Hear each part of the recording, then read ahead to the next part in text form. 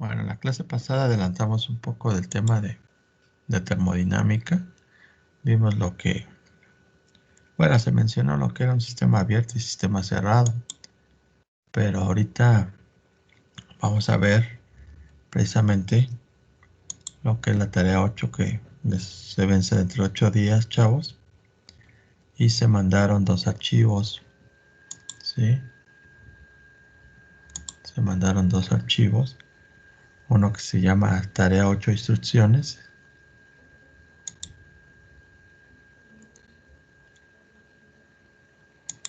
Es este. Ok. Consta de 4 puntos. Y el otro archivo que se mandó se llama presentación termodinámica. Es este. Aquí está, presentación termodinámica. ¿Sale? Entonces, vamos a ver lo que es precisamente esta parte de la termodinámica.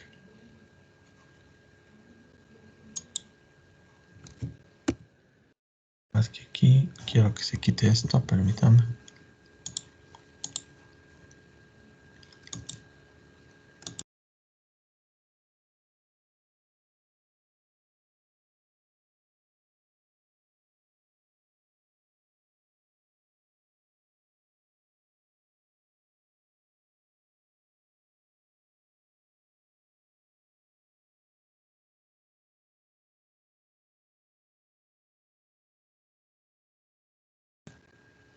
Entonces la tarea nos dice que es 4 puntos de las diapositivas expuestas, elaborar un mapa mental y conceptual de estos, ¿no? Conceptual y mental. No vamos a ver todas las diapositivas porque son casi 30. Vamos a llegar como por la 12, 14 por ahí.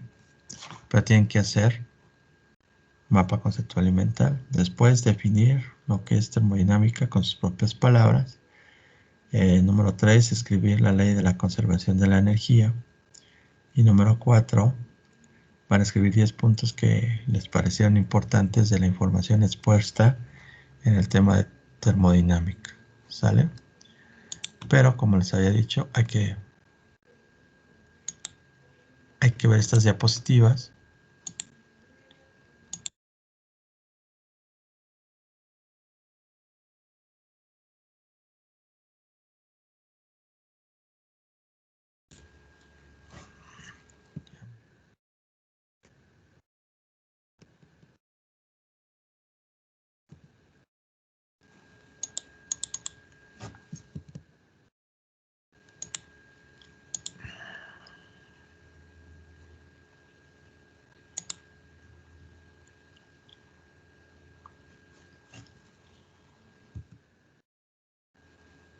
Ahí están. Vamos a proyectarlas. Bueno. Entonces, como pueden ver, este tema, pues como les había dicho, ya se había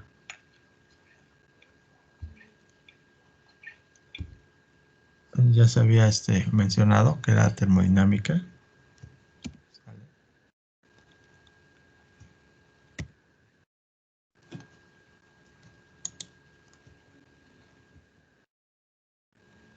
Aquí nos vamos a hacer unas preguntas. ¿Qué es la termodinámica? ¿Para qué sirve la termodinámica? ¿Dónde encontraría yo la termodinámica en la vida cotidiana? ¿Y dónde la puedo estudiar? ¿Sí? La termodinámica es parte de la fisicoquímica. ¿Sí? ¿Se dan cuenta? Fisicoquímica. Pues son 2 materias, física, química. De hecho, también en química se tuvo que haber hablado un poco de la termodinámica. Ahí quise unan estas 2 ciencias para definir lo que es termodinámica. ¿Sí? En cierta manera, termodinámica, ¿sí? La temperatura de movimiento, ¿sí? Movimiento de la temperatura, ¿sí? Entonces, esto es básicamente una definición etimológica de lo que es termodinámica. La parte de la fisicoquímica que estudia la materia, la energía y sus transformaciones. ¿Ok? Entonces, esta ya será una definición ya más conceptual, que es la parte de la fisicoquímica que estudia la materia, la energía y sus transformaciones. ¿Sí? Acuérdense que vimos en clases pasadas qué significaba la ley de la conservación de la materia y la energía, que nos dice que la materia y la energía no se crean ni se destruyen, solo se transforman. Entonces, es esto. ¿Sí? Todos somos materia, todos somos energía. No se pueden dividir esos dos conceptos. Toda materia, de cierta manera, va a tener energía. ¿Sí? Por ejemplo, una, un mueble, una mesa de madera, pues tiene energía ahí, ¿verdad? Porque simplemente si le prendemos fuego, pues ahí va a salir mucha energía, ¿no? Además, tuvo que haber energía anteriormente porque precisamente viene de la naturaleza, de la madera, de los árboles. Los árboles tuvieron que haber invertido cierta energía pues, para poder producir. Entonces, toda materia es energía, la computadora, el mouse, una mesa, una puerta, ya sea de metal, de madera, etcétera. Toda materia es energía. No podemos dividir, ¿verdad? Ah, no, tú eres materia y tú eres energía. No. Si eres materia, lógico que vas a tener energía. Nuestro cuerpo mismo tiene energía al hacer actividades, al hacer trabajos, ¿sí? O el día que ya por vejez o por cualquier situación el cuerpo humano fallezca, pues también va a ser esa materia, se va a convertir en otro tipo de materia o otro tipo de energías, ¿sí? Entonces, eso es lo que quiero explicar un poquito la termodinámica, que no podemos separar las dos cosas. Toda materia de una manera es energía, o la energía es materia también. Las transformaciones de la energía de un tipo de energía en otro están regidas por las leyes de la termodinámica, ¿sí? Entonces, todo lo que involucre transformar energías están regidas por las leyes de termodinámica. Por ejemplo, si yo caliento un poco de agua en la estufa, pues ahí están regidas por las leyes de la termodinámica. De hecho, un motor de combustión está regido por las leyes de termodinámica. Si ustedes abren un motor, pues ahí hay termodinámica. Está la termodinámica presente. Ustedes acaban de utilizar el carro y lo dejan en su patio, en su garage. Pues se quedó caliente el motor, ¿no? Y esa energía, pues ahí está. Después de un cierto tiempo, pues las partes y en general el motor empiezan a enfriarse. Es decir, hay una transferencias de energía. Es decir, el motor le empezó a transmitir ese calor al medio ambiente. ¿Ok? Hay una transferencia de energía, de calor. A lo mejor no se aprovechó como tenía que ser, porque lo ideal sería que ese calor que se queda en ese auto, pues se aproveche, ¿verdad? Pero no. Lo que pasa es que conforme va pasando el tiempo, la temperatura del motor, pues se va enfriando, se va perdiendo esa energía. Entonces, todo lo que involucre transferir calor se rigen bajo las leyes de la termodinámica. Y aquí hay dos tipos de termodinámicas, la clásica y la estadística. La primera tiene que ver mucho con situaciones empíricas, ¿sí? Y la segunda tiene que ver con modelos más procedimentales que vamos a estar viendo precisamente con algunos ejercicios posteriormente. Las leyes de la termodinámica involucran básicamente cuatro leyes, ¿no? La primera se puede decir que es la ley cero de equilibrio térmico. Cuando alcanzar el cero absoluto, lo vamos a ver, y para eso hay escalas que demuestran eso, como la escala Kelvin, que demuestra el cero absoluto, ¿no? La primera ley, bueno, ya bien hecha, la primera ley, que es la conservación de la energía, que tiene que ver con la primera ley de la dinámica, que nos dice que el cambio de energía interna es igual al calor más el trabajo, ¿sí? Es decir, si ustedes tienen calor más trabajo, va a haber un cambio de energía interna en cualquier cosa, ¿sí? Ya sea materia orgánica o inorgánica. Es importante determinar cuándo hay calor en nuestro sistema y cuándo hay trabajo.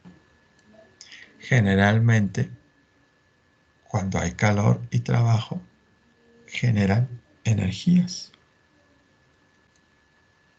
Entonces, por ejemplo, yo les comentaba a los otros compañeros, cuando ustedes o sus papás o quien sea les llega la factura o el recibo de la Comisión Federal de Electricidad, lo que les está cobrando en cierta manera la CFE es el movimiento de electrones. Ese movimiento de electrones, ¿qué es lo que produce? Produce calor y trabajo. ¿Cómo se representa o cómo lo podemos ver ese calor y trabajo? Bueno, el calor lo podemos ver en que pueden funcionar ciertos aparatos y el trabajo también, ¿verdad? Por ejemplo, el calor en un horno de microondas. El trabajo pues puede ser un extractor de jugos, ¿no? Que hay un movimiento, hay un trabajo ahí. En el refrigerador podemos ver ahí el calor y el trabajo. En la televisión, en la pantalla, de repente, aunque ya no haya tanta temperatura en esas pantallas, pero sigue habiendo un poquito así como que se empiezan a calentar. Ahí hay calor y trabajo también, porque hay electrones que se están moviendo. Al haber electrones que se están moviendo, pueden chocar entre ellos. Al chocar entre ellos, hay fricción, y al haber fricción, hay calor, y al haber calor, pues pueden generar un trabajo también. Entonces ahorita, si ustedes pueden ver su celular, o bueno, pueden sentir su celular o su computadora, pues hay calor en estos aparatos. ¿Pero por qué hay calor? Pues porque los electrones se están moviendo. Este cable que está conectado a la computadora, al contacto, pues es una carretera, ¿no? Es como una autopista donde van circulando electrones. Y esa circulación de electrones llega a lo que es el aparato. Y en el aparato, gracias a esa circulación que necesita corriente, pues se pueden utilizar distintas herramientas, ¿no? Como proyectar la pantalla, empezar a echar a andar el procesador, las memorias, memoria interna, externa, para que puedan hacer el trabajo. Entonces, los electrones pues trabajan, ¿no? Y hacen echar a andar ese motorcito que necesita la computadora, ¿no? Como precisamente es el CPU. Pero eso lo hacen los electrones. Y nos llega por medio de una carretera que es de unos cables, ¿no? Los cables que va conectado al poste, y el poste a un transformador, y el transformador a otros cables, y a los cables un cable secundario se va al principal, que es el de alta tensión, que van las torres, y de las torres a las hidroeléctricas, termoeléctricas, etcétera. Pero lo que nos está cobrando la Comisión Federal de Electricidad o la compañía de luz es ese movimiento que ellos crean en los electrones, ¿sí? Porque mover electrones lleva un procedimiento y una energía. Entonces, eso es lo que nos llega a nosotros en la factura de la compañía de luz. Nos están cobrando la energía, el movimiento de los electrones. ¿Sale? La segunda ley de la termodinámica, pues nos ayuda a predecir la dirección natural de cualquier proceso y pronosticar las situaciones en equilibrio. La segunda ley es un poco más metódica, donde nos ayuda a saber hacia qué dirección van ciertos procesos termodinámicos. La mayoría de todos los procesos termodinámicos, todos, si queremos hacerlos en una forma óptima, tienen que estar en equilibrio, ¿sí? No deben hagan de cuenta que va a haber una transferencia de calores entre un cuerpo A y un cuerpo B, o un objeto A y un objeto B, ¿no? No puede tener más temperatura el objeto A o el objeto B, o viceversa. No debe de haber. Siempre la termodinámica busca ese equilibrio entre los dos cuerpos, que haya un equilibrio, y al haber ese equilibrio, los sistemas termodinámicos se hacen más eficientes, ¿sí? Y no nada más en la termodinámica, podría ser un ejemplo muy sencillo como un motor de combustión, ¿no? Debe de haber un equilibrio de temperaturas, porque si se sobrepasa de temperatura el auto, bueno, el motor del auto, pues puede haber ahí daños en las piezas, ¿no? Hasta se pueden fundir. O si le falta temperatura al motor, pues también le puede hacer daño, porque pues, se pueden desgastar más rápidamente, ¿sí? Las tolerancias de ciertas piezas a ciertas temperaturas no trabajan como deben de ser. Entonces debe de haber una temperatura óptima o equilibrio de temperaturas y de calores, etcétera, para que el motor trabaje eficientemente, ¿sí? De ahí la famosa, pues no es creencia, sino la famosa acción, ¿verdad? De esperar un poquito, ¿verdad? A que el motor esté más o menos a cierta temperatura para que le podamos acelerar, ¿sí? Se supone que ya los carros modernos pues ya lo hacen más rápido porque pues tienen por ahí unos aditamentos, ¿verdad? Que nos ayudan a que el carro se caliente más rápidamente. Pero los más antiguos pues no, tenías que dejar un tiempecito, unos minutos, 5 o 10 minutitos a que se calentara el auto para agarrar su equilibrio termodinámico y pudiera funcionar como debe de ser el auto. Entonces, vean, en las máquinas es muy importante el equilibrio termodinámico. También en nuestro cuerpo, ¿sí? Si estamos muy fríos, abajo de 35 grados, no sé, 35,5 hacia abajo, pues ya se puede decir que ya la temperatura no es la óptima. O arriba de 36,5, pues ya, ¿no? La óptima es 36,5, 37 más o menos.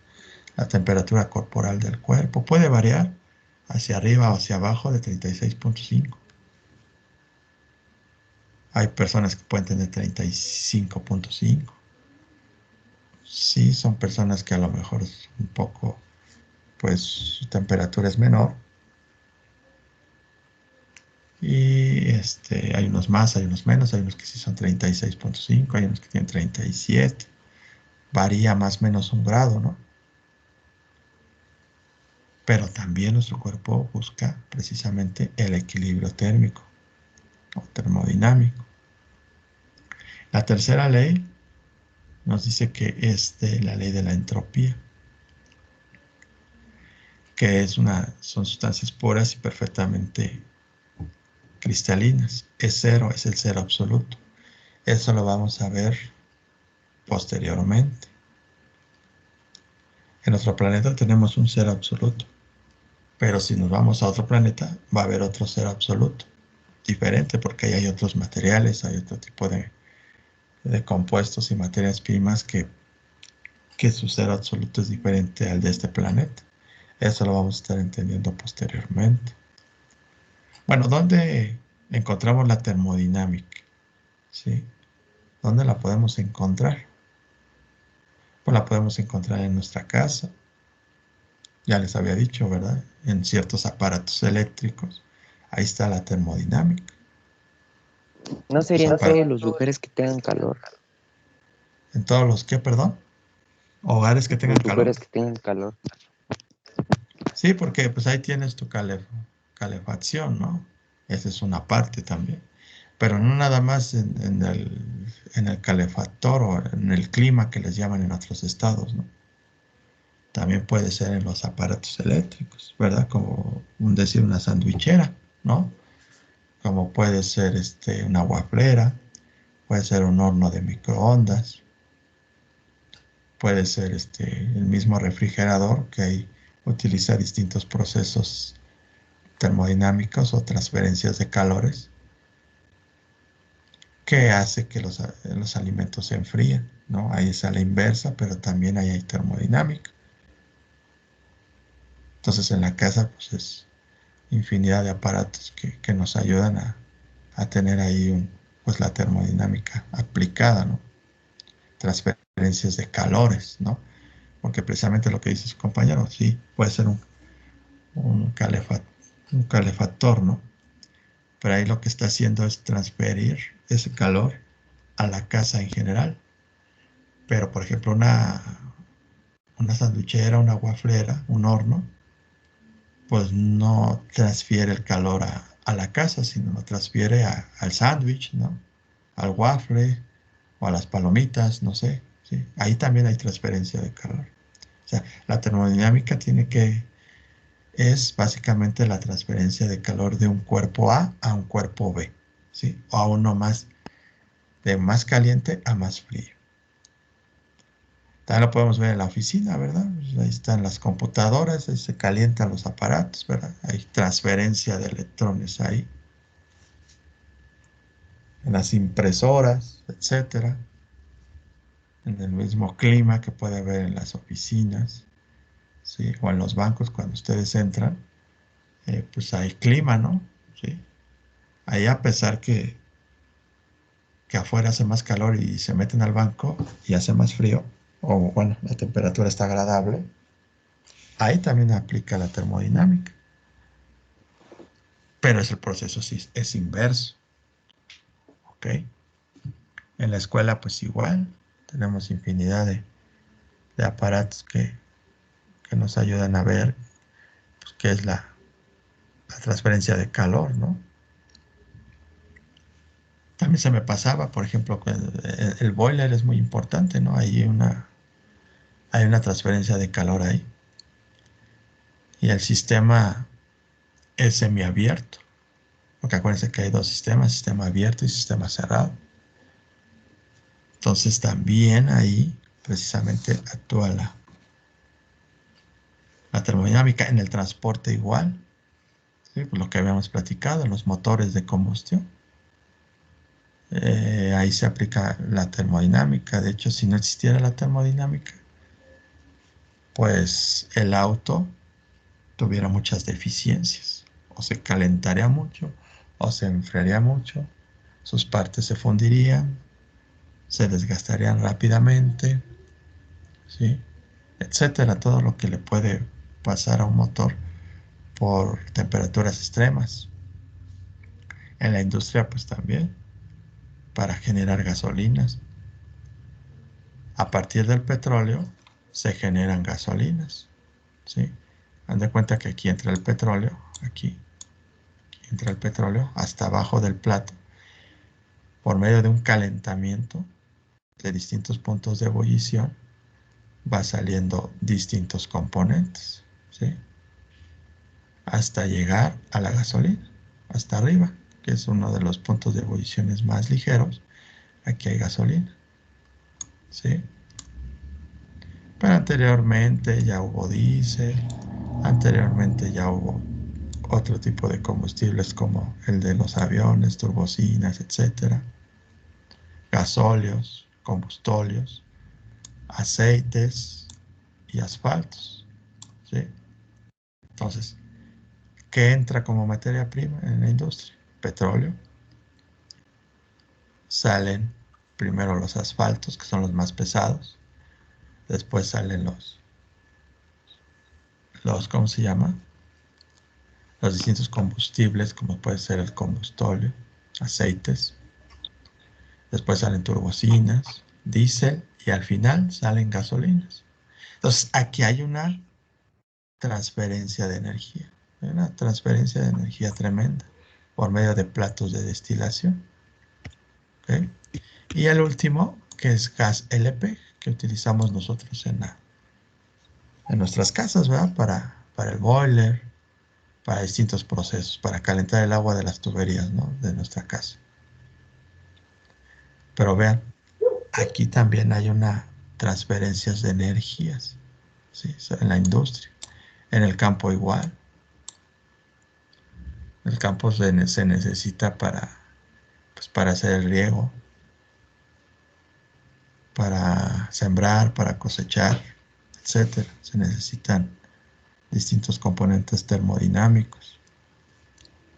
En el mar igual, para que los ecosistemas funcionen como debe de ser. Acuérdense que no es lo mismo la temperatura, ¿verdad? En la superficie del mar que en el fondo. En el fondo, las especies del fondo del mar son diferentes a las especies o el ecosistema que está casi más en la superficie del mar. Muy diferente la superficie al fondo del mar. Y hay distintos fondos, ¿no? Que puede haber desde metros en la playa, bueno, centímetros, conforme lo vamos acercando. Al principio empiezan centímetros, metros, ¿verdad? Pero si nos vamos más hacia adentro, más hacia allá al fondo, hacia el mar abierto, pues ya puede haber hasta kilómetros de altura, ¿no? De profundidad. Entonces los ecosistemas son totalmente diferentes. El hombre no ha explorado 100% el mar. Ya andamos explorando Marte, ya andamos explorando la Luna, lo que ustedes quieran.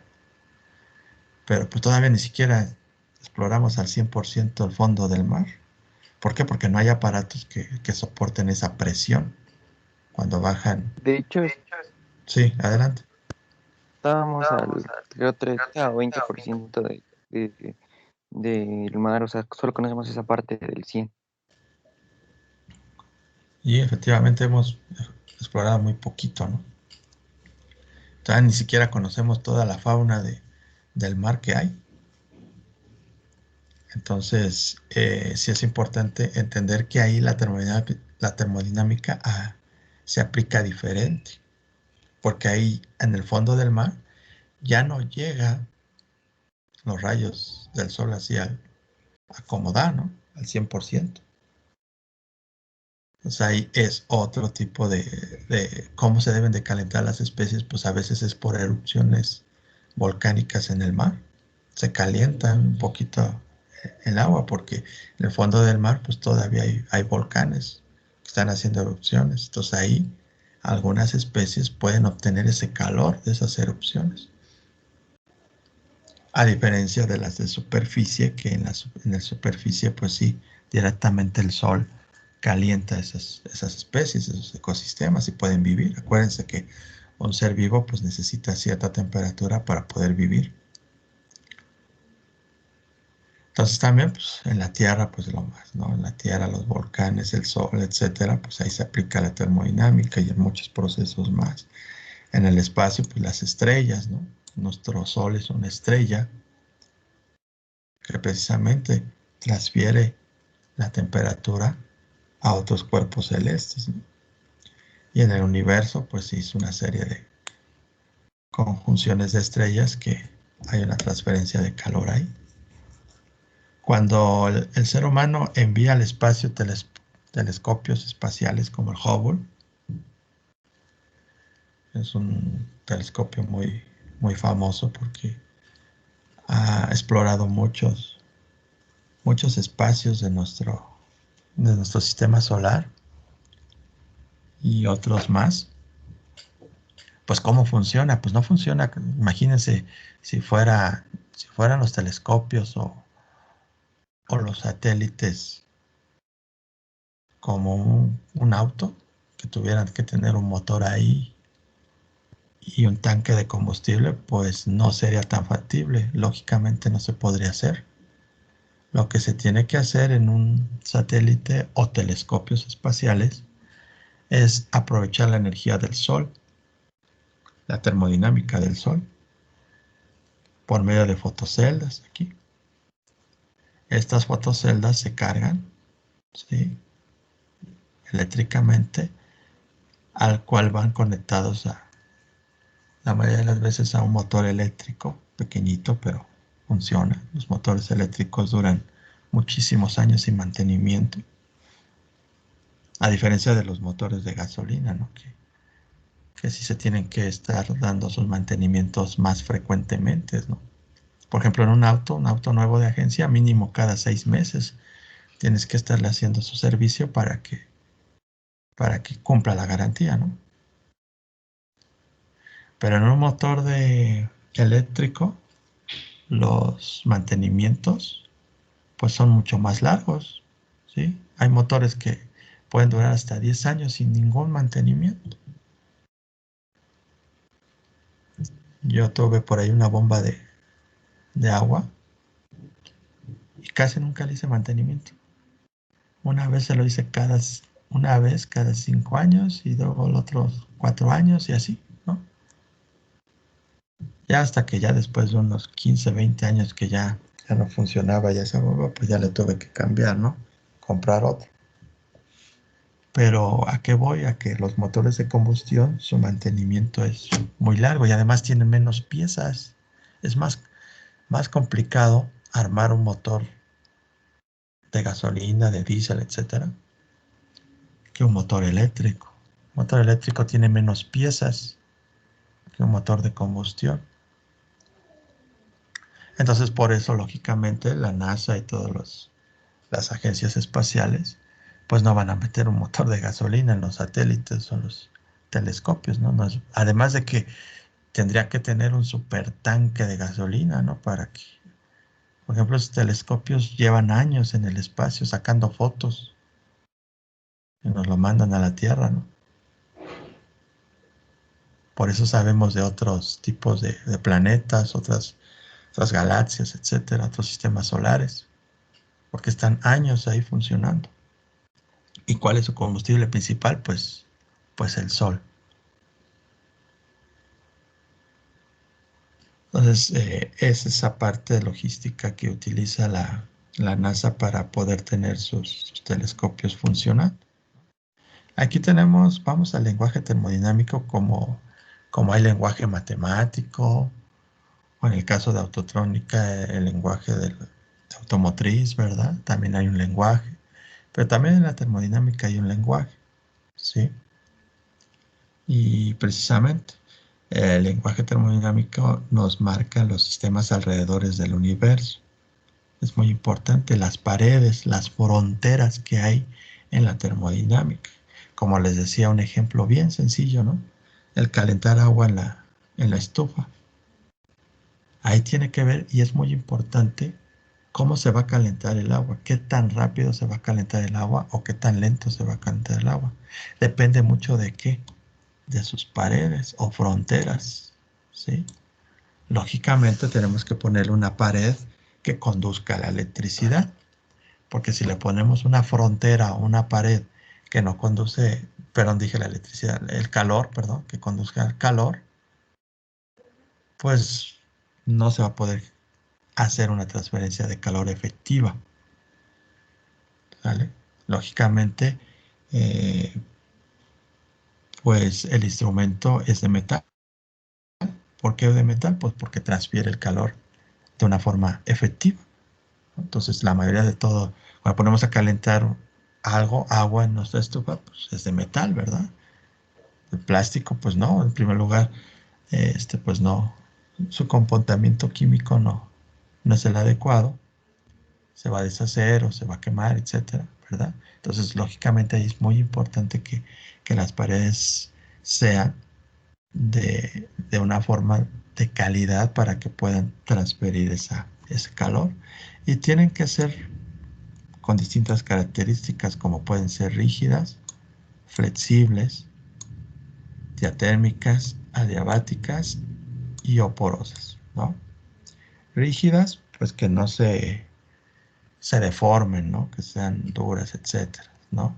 Flexibles en algunos casos sí, como las mangueras, ¿no? Las mangueras estas de agua, pues algunos calentadores incluso caseros, pues se utilizan las mangueras para que transfieran ese calor, ¿sí? Las mangueras flexibles también pueden conducir el calor, ¿no? Diatérmicas son instrumentos que funcionan y que ayudan más a la transferencia de calor. O sea, ahí no hay ningún problema en que se transfiera el calor, a diferencia de las adiabáticas. En las adiabáticas, la frontera o la pared, ahí no se puede transferir el calor, ¿sí? Es como cuando ponen paredes, ¿verdad? Que son térmicas, ¿no? Sí. Normalmente le ponen un recubrimiento de X material para que las paredes o la casa o el cuarto se mantenga caliente, ¿no?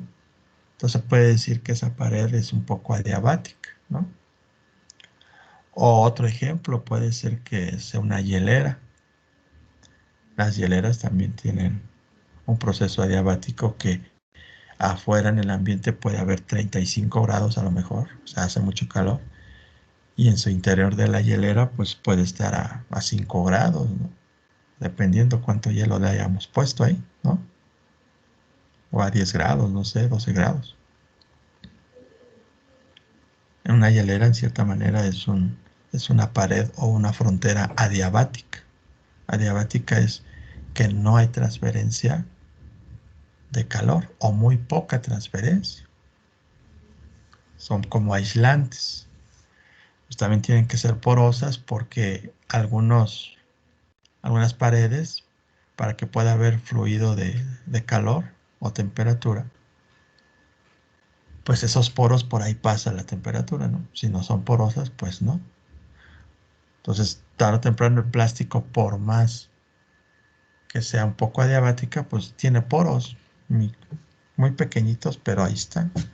Y tarde o temprano, pues si lo dejamos todo el día ahí, pues no va a aguantar la temperatura fresca por dentro. Tarde o temprano el hielo se va a deshacer. Va a tardar mucho más, pero se va a deshacer. ¿Por qué? Pues porque hay poros. Y los poros por ahí la temperatura puede fluir, ¿no? En la termodinámica hay dos tipos de propiedades, que es la intensiva y la extensiva. La intensiva es interna principalmente y la extensiva son generalmente externas.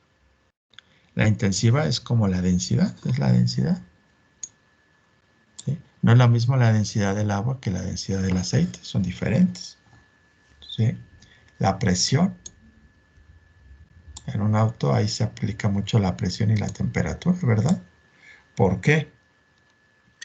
Porque no es la misma la presión de un auto en su interior, en el motor, que en el medio ambiente. El medio ambiente es diferente la presión a la presión interna de un auto. La presión interna de un auto es mucho mayor que la presión atmosférica, ¿sí? De ahí la importancia que sus piezas sean de buena calidad o que sean de buen metal, pues para que el motor no haya esas diferencias de presiones.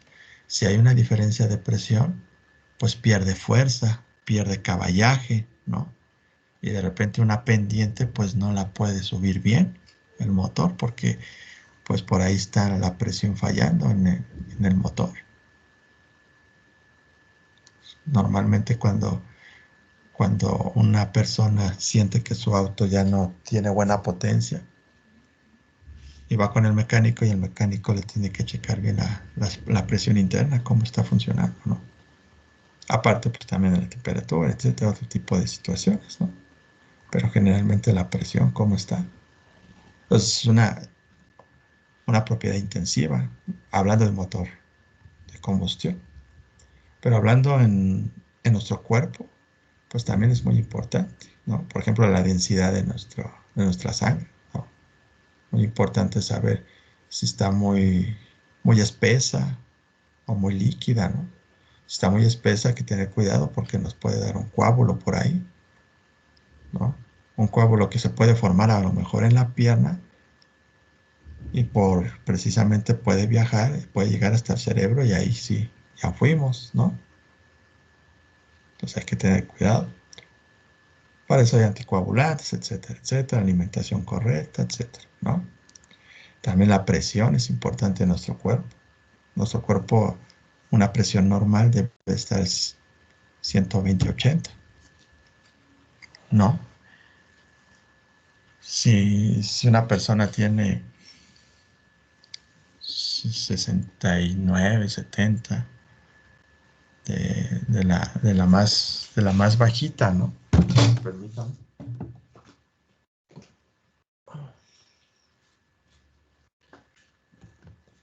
Ajá, sí. Entonces, les estaba hablando de la presión. La presión puede ser que las personas tengan una presión de la que le llaman distólica. Puede ser que sea, no sé, 70, pues ya está baja, ¿no? Y la sistólica, que tenga 100 o 110, pues también está bajita, ¿no? Entonces, ¿qué es la distólica? Es que aquí se me está moviendo aquí la silla, perdón. La distólica es eh, cuando se relaja el corazón y la sistólica es cuando avienta la sangre, ¿no? Cuando sienten el latido, vamos, ¿no? ¿Sí? Entonces, esa normal tiene que venir 120, la sistólica. Y la distólica es cuando se relaja el corazón, ¿sí? Pero hay personas que pueden tener 70, 105, 110, pues está baja tu presión, ¿no? Y si sigas bajando la presión, la distólica, hay gente que llega a bien bajos, ¿no? O la sistólica en 60 y tantos, ya. No, pues ya se puede desmayar.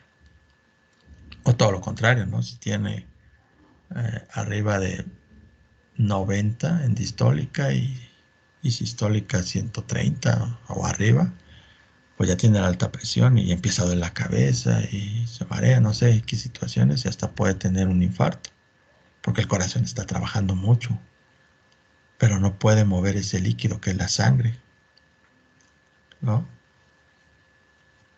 Y ahí también actúan procesos termodinámicos, en la temperatura. Cuando nos vamos a un súper, a una plaza, pues entendemos que la temperatura corporal normal es de 36,5, pero luego baja, luego sube. Puede variar más o menos un grado, ¿no? Pero ya más de un grado, como que ya hay un problema ahí. Si tienes muy alta tu temperatura, más de un grado de 36,5, puede ser que a lo mejor un virus te está atacando y tus glóbulos blancos, leucocitos, etcétera, estén trabajando y es como un campo de batalla, ¿no? Como en la guerra, ¿no? Cuando se están peleando los dos bandos. Y cuando se están peleando, los que son precisamente el sistema inmune, por medio de los macrófagos y otro tipo de que tiene que ver con el sistema inmune, se empieza a calentar el cuerpo. Entonces ahí por ahí tienes una infección, puede ser una bacteria, un virus o cualquier otra situación que te esté afectando.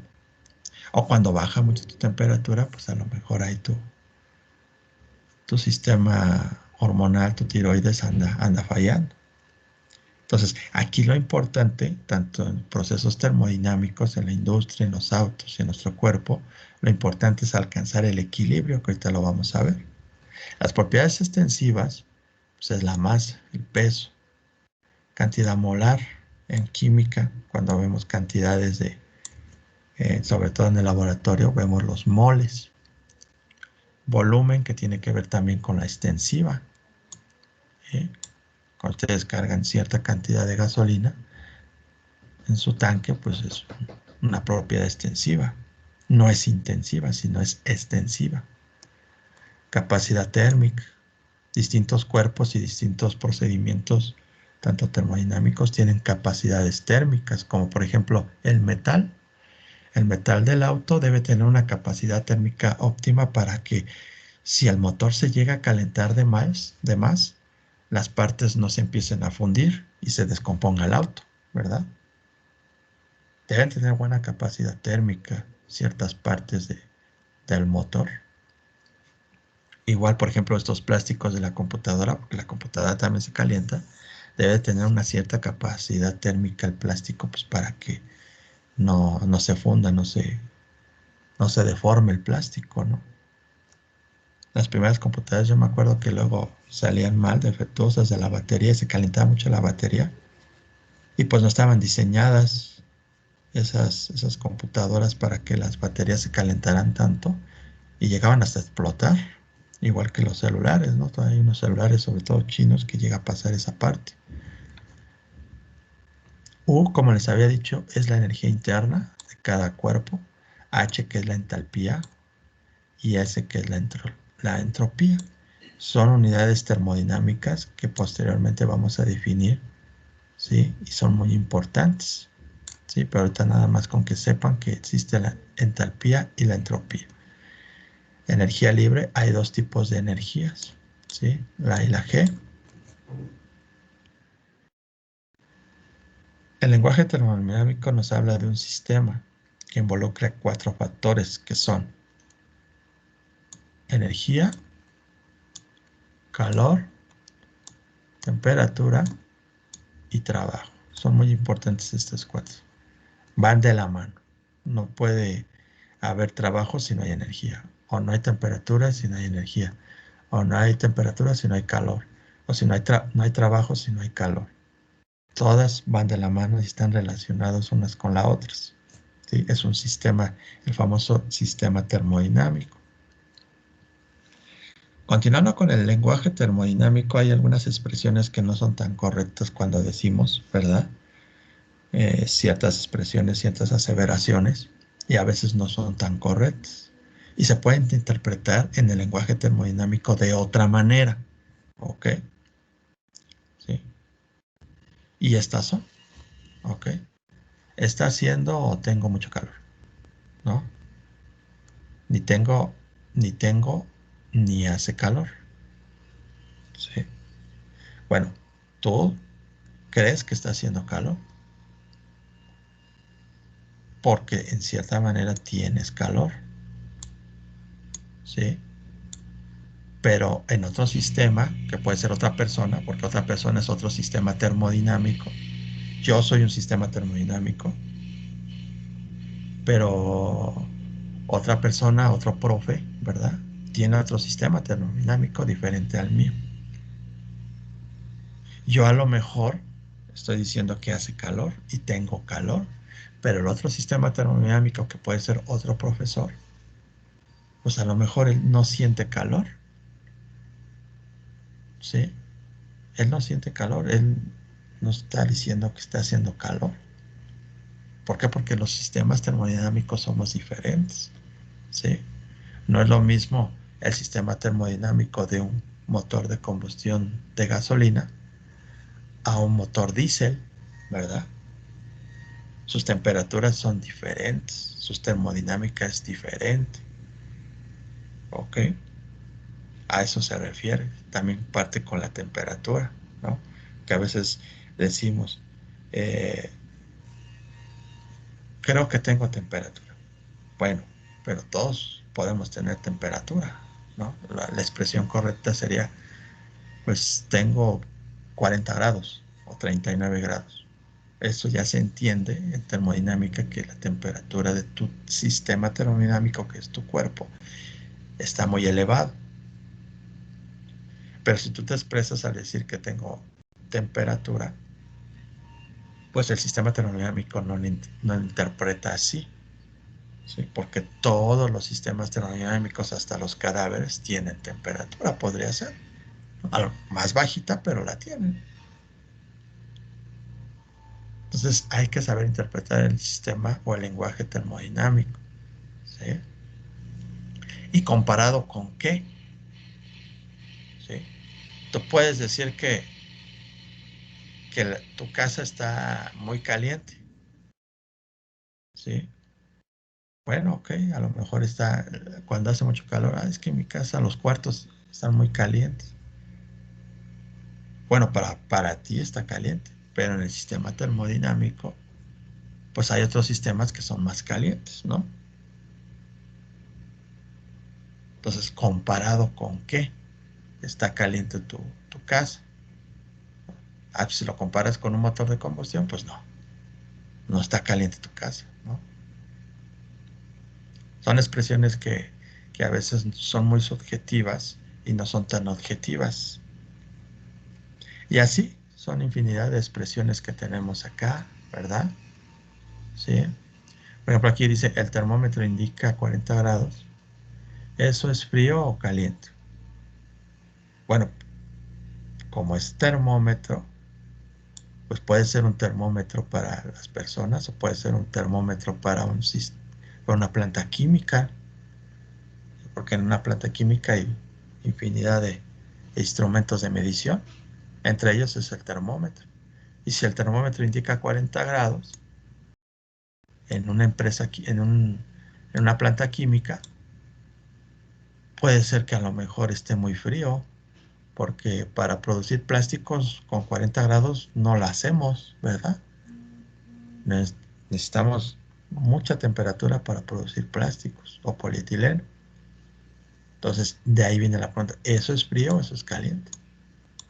Ah, bueno, si es un termómetro para una persona, pues sí es caliente, efectivamente, para una persona. Pero para un proceso químico, para producir plásticos, pues está frío, ¿no? Entonces son términos subjetivos que a veces tenemos que tener cuidado, ¿sí? Y así, ¿no? Por ejemplo, un refresco estará caliente, una taza de café estará tibia, etcétera. Lo que para ti es caliente, para la otra persona no. Su sistema termodinámico es diferente a la tuya, ¿verdad? Que a veces queremos un café, queremos que está muy caliente.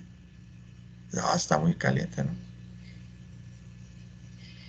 Pero para otra persona no lo es. Entonces sus sistemas termodinámicos ahí cambian, ¿sí? Sus energías internas son diferentes, ¿sale? Entonces sí está complicado esa parte. Aquí nos llevan a dos definiciones, una que es calor y una que es trabajo, ¿sí? ¿Qué es el calor? Forma de transferencia de energía debido a una diferencia de temperaturas. Nosotros podemos determinar el calor, pero cuando hay una diferencia de temperaturas con otro cuerpo. Es decir, si el cuerpo A y el cuerpo B tienen la misma temperatura, ¿sí? No hay calor. ¿Sí me explico?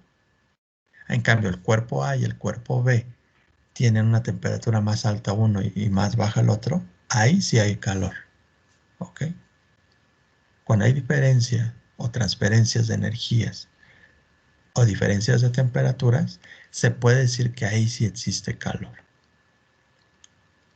Vean cómo los conceptos termodinámicos son muy diferentes a los que normalmente en nuestra vida cotidiana los damos por default, ¿no? Incluso puede decir, caray, como que le está buscando mucho, ¿no? Como que esos conceptos no son los que yo manejo en mi vida cotidiana. Pues no, porque si mi celular tiene, tiene, me imagino, unos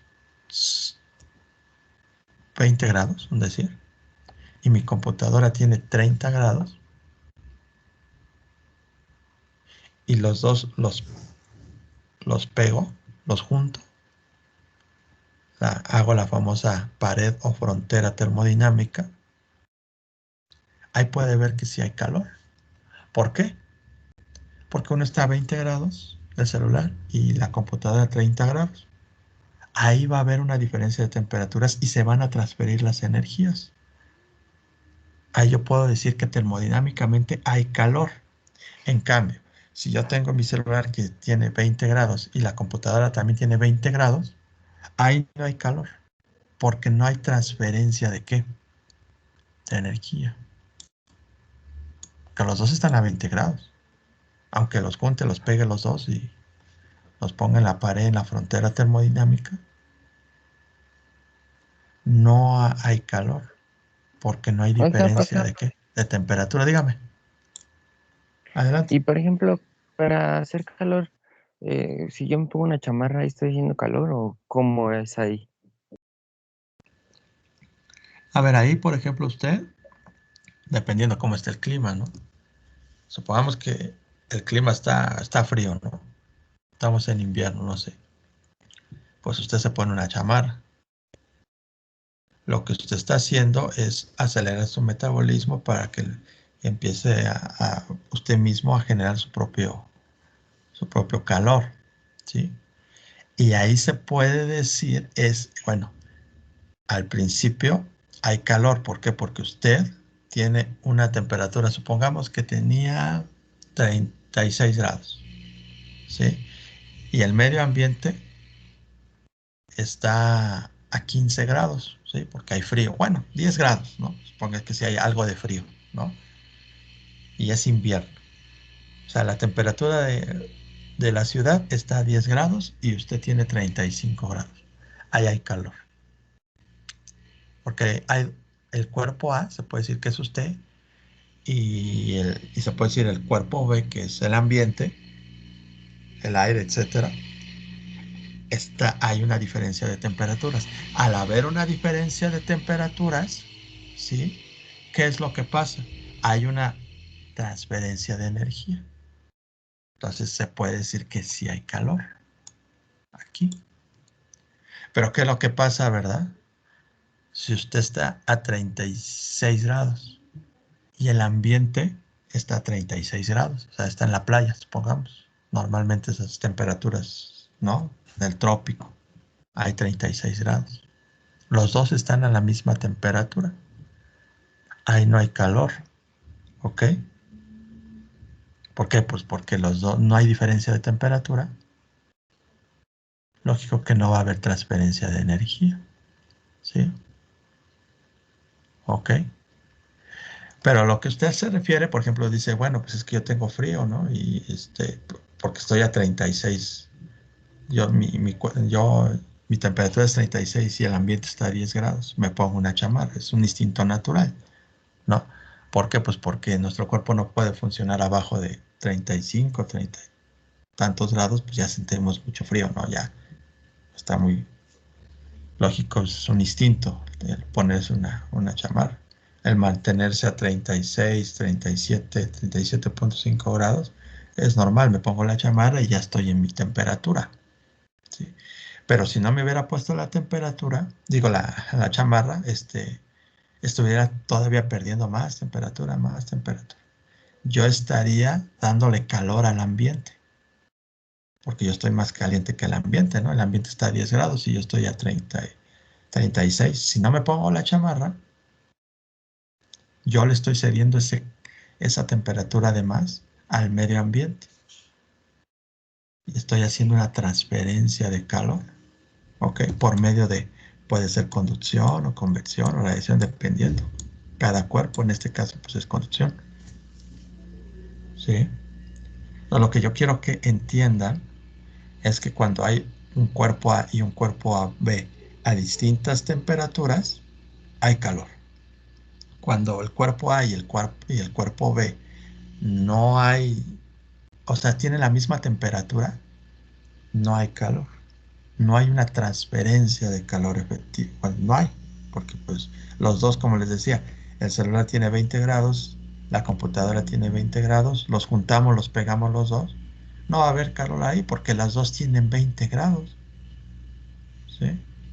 En cambio, si tuviéramos la computadora a 30 grados y el celular a 20, ahí sí va a haber transferencia de calor, sí va a haber calor ahí, porque hay una diferencia plena de la temperatura.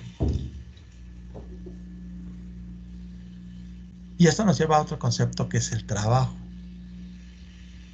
El trabajo dice que es una forma de transferencia de energía debido a la acción de una fuerza. Por ejemplo, cuando nosotros, decir, vamos a tratar de arreglar un auto, pues ahí tenemos que aplicar un trabajo, ¿sí? ¿De dónde vamos a sacar ese movimiento, ese trabajo? Pues de la energía, ¿sí? De la energía de los alimentos que nosotros tuvimos que haber consumido, se procesa metabólicamente en nuestro cuerpo, nos da energía, nos da el famoso ATP, ¿sí? Que es la energía que necesitan las células, que es trisfosfato de adenosín. Es ese ATP o ese trabajo, esa energía que yo tengo, la desempeño en mi trabajo y yo puedo arreglar el auto, ¿no? Pero ¿qué creen? El trabajo viene de aquí. El trabajo viene de una energía. Entonces, como les decía, no podemos separar estos cuatro conceptos. Todos tienen relación entre sí, ¿ok? Entonces, yo para desempeñar un trabajo tuve que haber tenido una energía, ¿no? Haber acumulado una energía por medio de los alimentos. O aquel carpintero, ¿verdad? Que hace una mesa, pues necesita primero tener su madera, etcétera. Ya la madera la tiene que convertir en una mesa.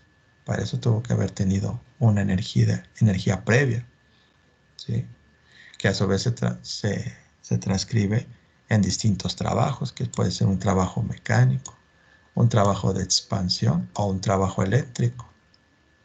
¿Qué es un trabajo de expansión?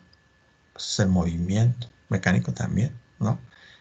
Eléctrico, como les había dicho desde un principio, el movimiento de los electrones, lo que nos cobra la Comisión Federal de Electricidad o la Compañía de Luz, lo que nos cobra es el trabajo que les costó a la CFE el mover esos electrones. Lo que nosotros estamos comprando son electrones en movimiento. Estamos comprando, ¿sí? Que pagamos cada 2 meses nuestro recibo de luz, estamos pagando electrones en movimiento, no electrones estáticos o, o pausados, ¿no? O frenados, ¿no? Deben de estar acelerados, deben estar en movimiento, porque esos electrones ya fueron sometidos por medio de energía, generan trabajo, y ese trabajo también van a generar otro tipo de trabajo, como para poder funcionar nuestro refrigerador, nuestro sandwichera, etcétera, nuestro horno de microondas, etcétera. La termodinámica, ya para concluir esta parte de las diapositivas que nos toca en este día, ¿verdad? Se divide en dos ramas, en dos escalas, que son escalas relativas y absolutas, ¿ok? Las relativas siempre las vemos nosotros en centígrados o en Fahrenheit o Celsius. Centígrados y Celsius es lo mismo. Grados Celsius y grados centígrados es lo mismo. Y Fahrenheit en el sistema inglés. Podemos hacer conversiones como lo hicimos en la primera clase, ¿no? Convertir de centígrados a Fahrenheit o Fahrenheit a centígrados.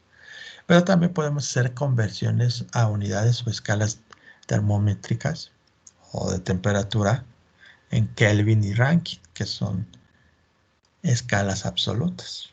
Entonces, por ejemplo, si nosotros tenemos que a 100 grados hierve el agua, a 100 grados centígrados a nivel del mar, porque en Ciudad de México es todavía menos, porque como estamos más alto, aquí en Ciudad de México no hierve a 100 grados el agua, hierve a 90 y tantos grados centígrados, ¿sí? Por la altura. Entonces, supongamos que aquí a 100 grados hierve el agua a nivel del mar, son 212 grados Fahrenheit. Es decir, 373 Kelvin. O por ejemplo, cuando se congela el agua a 0 grados centígrados, es decir, a 32 grados centígrados o 273 Kelvin, ¿sí? Cuando se congela el agua. La primera es cuando hierve el agua y la segunda es cuando se congela el agua. Pero tenemos un cero absoluto de muchos materiales, que son 0 Kelvin, que son menos 273 grados centígrados y menos 460 Fahrenheit. ¿Ok? Bueno, esto es en base a esas diapositivas, chavos. ¿Sale? Están. Llegamos hasta la número 12. ¿Sí? Ah, todavía falta esta, perdón. En la termodinámica hay dos tipos de reacciones químicas, que es la exotérmica y la endotérmica. ¿Qué es la exotérmica? La que genera calor, la que da calor.